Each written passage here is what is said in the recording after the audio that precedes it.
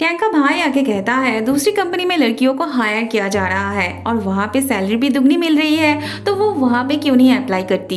Tank कहती है उसे शुआन के कंपनी में काम करने से बहुत सारी सीक्रेट जानने को मिल सकती है। टैंक शुआन के दुकान के सामने खड़ी हुई थी। थोड़ी देर बाद शुआन आके उसे कहता है क्या वो उसे देखने यहाँ आई थी। शुआन उसे बार बार गाड़ी में बैठने के लिए कहता है पर टैंक वहाँ से चली जाती है। शुआन का मैनेजर उसे बताता है उसके चाचा जी उसके कंपनी में लड़कियों को हायर कर रहे है और वो भी ज्यादा सैलरी के लालच देके। उनके आदमी उसके कंपनी के फीमेल स्टाफ को भी प्रोवोक करने आए थे उनके कंपनी में ज्वाइन करने के लिए। गोलू अपने पापा की तरफ से शुआन से माफी मांगता है पर शुआन को इसमें कोई प्रॉब्लम नहीं हो रही थी। वो तो एकदम रिलैक्स होता है। उल्टा वो तो ये कहता है उनके चाचा जी को जो करना है वो कर सकते हैं। शुआन के पापा को कंपनी में कोई इंक्रीज देखने को नहीं मिल रही थी। उल्टा उनका बिजनेस तो डाउन में चल रही थी। वो शुआन की वजह से बहुत परेशान थे। उन्होंने उसे विदेश भेजा था ताकि वो पढ़ लिख के उनके बिजनेस को और भी ज्यादा आगे बढ़ा पाए, पर शुआन था कि बस लड़कियों के पीछे टाइम वेस्ट कर रहा था। शुआन को अपने पापा से बहुत डांट पड़ती है पर शुआन यहाँ भी अपना कॉन्फिडेंस दिखाता है। वो अपने पापा से कहता है वो सब संभाल लेगा। शुआन के पापा बिजनेस अच्छे से चलाने के लिए कुछ अनमैरिड लड़कियों को हायर करने के लिए कहते हैं, जिसे सुन के शुआन के दिल पे तो लड्डू फूटने लगते हैं। अगले सीन में हम देखते हैं शुआन के कंपनी में जॉब के लिए बहुत सारी कैंडिडेट्स आई होती है। ये लड़की टैंक के आने का उम्मीद कर रही होती है। ये वही थी जिसको उस दिन टैंक ने इससे मार खाने से बचाया था। थोड़ी देर बाद टैंक को आते देख उसे बहुत अच्छा लगता है। वैसे इसे जॉब करने की कोई जरूरत तो थी नहीं, पर इसको टैंक के जैसे एक अच्छे ब्यूटिशियन बनना था। शुआन जब टैंक को देखता है तब उसके होठों पे एक प्यारी सी स्माइल आ जाती है। वो टैंक के पास आके उसे अलग से बात करने बुलाता है। ये लड़की बहुत टाइम से उन दोनों को घूर घूर के देख रही थी। शुआन टोंग से पूछता है उस दिन तो वो उसके कंपनी में जॉब करने से मना कर दिया था, तो फिर आज वो यहाँ क्या करने आई है। टैंक कहती है उसे एग्जाम दे के पास होना है और उसे यकीन है कि वो पास हो जाएगी। शुआन कहता है अगर वो उसके एग्जाम में पास होती है तो उसे डायरेक्ट जॉब मिल सकती है। टैंक को शुआन के पास कोई एग्जाम नहीं देना था क्योंकि पिछली बार की तरह उसे ऊट पटांग सवालों के जवाब नहीं देने थे, पर शुआन उसे उसके पास एग्जाम देने के लिए कन्विंस कर लेता है। टॉम शुआन के सवालों के अच्छे से जवाब देने की कोशिश कर रही थी पर शुआन का मन नहीं भर रहा था उसके आंसर से। फिर टैंक अपने बैग में से एक बॉक्स निकाल के उसमें रखा हुआ पाउडर टाइप का कुछ हवा में उड़ा देती है और चारों तरफ मैजिक सा होने लगता है। उसकी खुशबू से शुआन इम्प्रेस हो जाता है। टैंक कहती है अगर वो उसे जॉब पे रखता है तो वो हर रोज ऐसे मैजिक करके दिखाएगी। वो अपने टैलेंट से उसके कंपनी में बहुत फायदे करवाएगी। शुआन तो वैसे ही उसे जॉब पे रख लेता और अब तो घुमा फिरा के बात करने की भी कोई जरूरत नहीं थी। वो टैंक को डायरेक्ट पास करवा के जॉब पे ले लेता है। टैंक को तो विश्वास ही नहीं हो रहा था कि उसे इतनी आसानी से जॉब मिल गई। अगले सीन में हम देखते हैं ये लड़की दरअसल शुआन के चाचा जी के लिए काम कर रही थी। उन्होंने उसके पापा के नाम पे ब्लैकमेल करते हुए उसके लिए काम करने को मजबूर किया था। वो उसे शुआन की कंपनी में जॉब के बहाने वहाँ का सारा इंफॉर्मेशन जानना चाहते थे। बाद में शुआन टैंक को फॉलो कर रहा होता है। टैंक उससे कहती है उसने तो कहा वो जाएगी उसके वर्कशॉप में काम करने, फिर वो क्यों उसका पीछा कर रहा है। शुआन फिर से उसे गाड़ी में बैठने के लिए कहता है।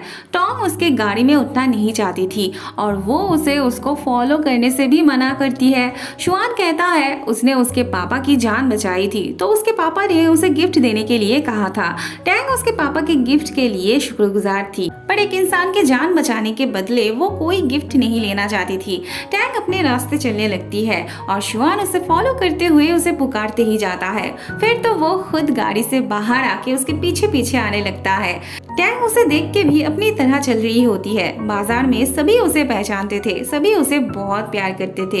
एक आंटी की सब्जी ना बिकने पे टैंक उनसे खरीद लेती है और उस सब्जी को वो दूसरे एक अंकल को दे देती है। शुआन को ये देख के बहुत अच्छा लगता है।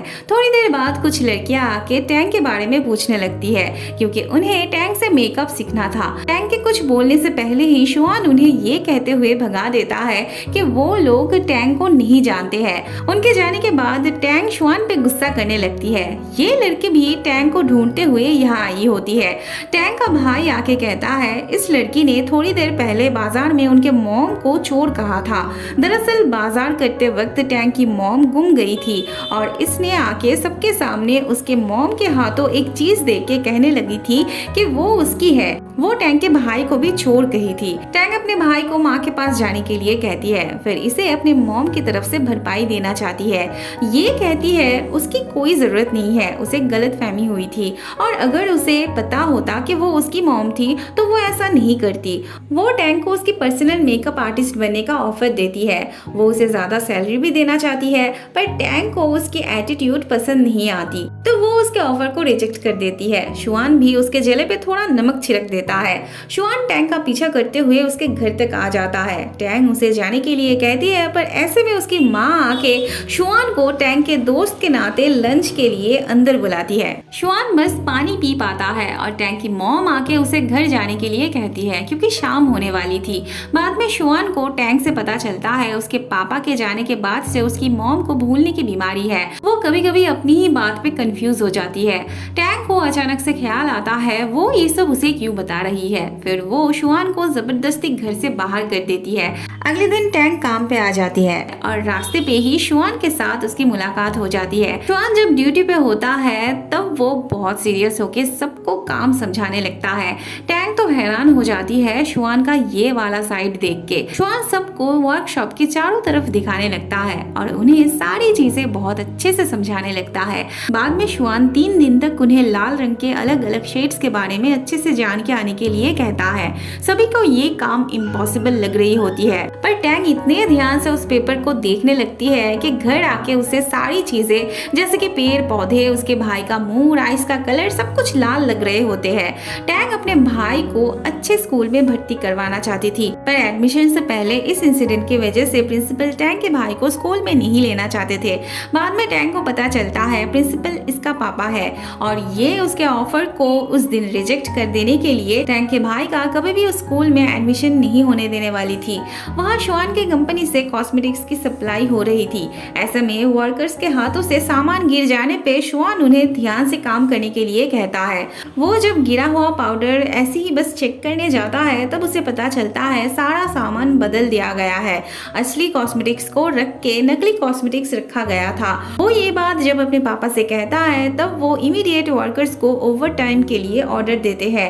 ये फ्रॉड किसने किया, क्यों किया, इन सब पे ध्यान ना देके अपनी अपनी ड्यूटी निभाने के लिए कहते हैं। टैंग अपने भाई के स्कूल वाली मैटर्स की वजह से काम पे ध्यान नहीं दे पा रही थी। उसे समझ में नहीं आ रहा था वो अपने भाई का इनोसेंस कैसे प्रूव करेगी और कैसे उसे स्कूल भेजेगी। उसके भाई को भी उस स्कूल में पढ़ने का बहुत मन था।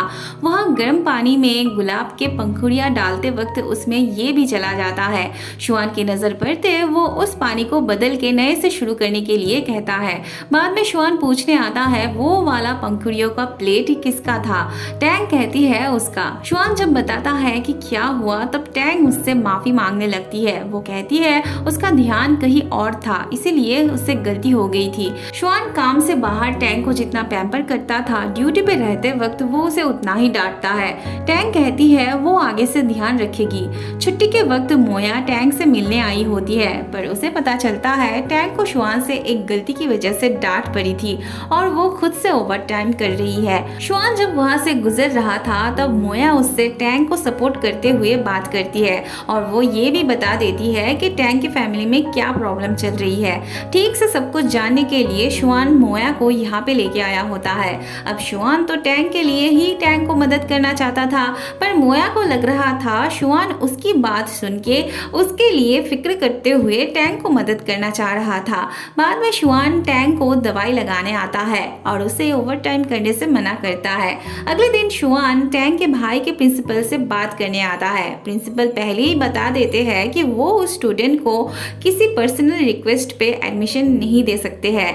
ये उनके स्कूल की रेपुटेशन की बात है। वैसे शुआन भी यहाँ अपना पावर, अपनी पोजीशन का यूज करते हुए उसके लिए एडमिशन मांगने नहीं आया था। वो तो प्रिंसिपल से पूरी बात का इन्वेस्टिगेशन करने के लिए कहता है। वो सच में इतने अच्छे से प्रिंसिपल प्रिंसिपल को समझाता है कि प्रिंसिपल को सब कुछ दोबारा से इन्वेस्टिगेट करने के लिए राजी होना ही पड़ता है। शुआन उन्हें टैंग के घर के पास छोड़ देता है और उन्हें घर का एड्रेस भी बता देता है।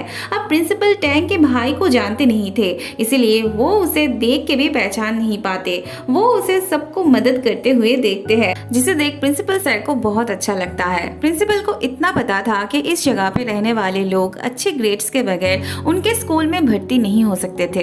रास्ते में उनके स्कूल के फर्स्ट बॉय से मुलाकात होने पे वो टैंग के भाई का एड्रेस पूछते हैं। वो उसे अपना बेस्ट फ्रेंड बताते हुए उन्हें उसके घर लेके आता है। टैंग के भाई को देखते ही प्रिंसिपल का दिल खुशी से भर जाती है। टैंग का भाई उन्हें अंदर आके बैठने देता है। टैंग भी बाहर चली आती है। वो उन्हें देख के हैरान हो जाती है। प्रिंसिपल को उसके भाई की नेचर देख के और फर्स्ट बॉय के बेस्ट फ्रेंड होने पे उसके कैरेक्टर को लेके और कोई शक नहीं रहता। वो डायरेक्ट उसे स्कूल जाने के लिए कहते हैं, जिसे सुन के वो सब बहुत खुश होते हैं। टैंग को इन सब के पीछे शुआन का हाथ लग रहा होता है। अगले सीन में हम देखते हैं शुआन की भाभी अपनी सासू माँ के बाल बना रही होती है। वो अचानक से उसके बनाई हुई रुमाल को वहाँ पे रखा हुआ डस्टबिन पे पाती है तो उसका ध्यान उसी पे अटका होता है, जिस वजह से कंघी उसके सासू माँ के बालों पे अटक जाती है और उन्हें चोट लगती है। शुआन की मॉम उनके बाल बनाने के लिए वर्कशॉप से किसी वर्कर को भेजने के लिए कही होती है, इसीलिए फेंजेन को जाने के लिए कहा जाता है, पर वो उम्र और एक्सपीरियंस दोनों में ही कम थी, इसीलिए वो टैंग को भी अपने साथ लेना चाहती थी। मैनेजर खुद से इस बात की परमिशन देने से घबरा रहे थे, तो वो शुआन से इस बारे में पूछते हैं। शुआन को इससे कोई प्रॉब्लम नहीं थी, बल्कि उसे तो लग रहा था उसके मॉम को भी ये बात बहुत अच्छी लगेगी।